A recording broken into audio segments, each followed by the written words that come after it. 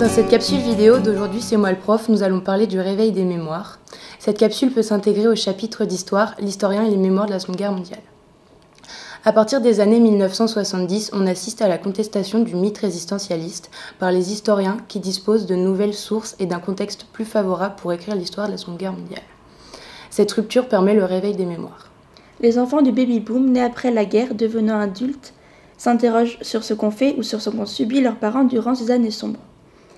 Entre les années 1960 à 1990, la mémoire est revisitée par l'histoire dans un passé renouvelé. Mais qu'est-ce que la mémoire ? La mémoire, c'est la faculté de conserver et de se rappeler des choses passées et ce qui s'y trouve associé. Durant cette période, de nombreux films donnent un autre regard sur la façon dont a été vécue la Seconde Guerre mondiale et ce qui s'est passé.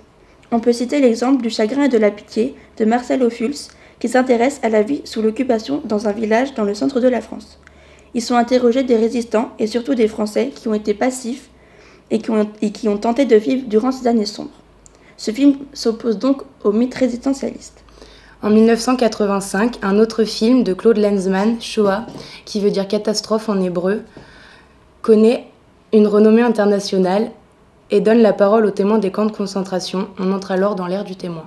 Autre fait important, le procès d'Eichmann, qui lui fait aussi bien partie du réveil des mémoires.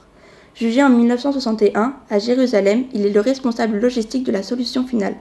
Lors de ce procès, pour la première fois, des témoins vont venir parler en public de ce qu'ils ont vécu. À la suite de ce procès, d'autres vont prendre place, avec de plus en plus de témoins.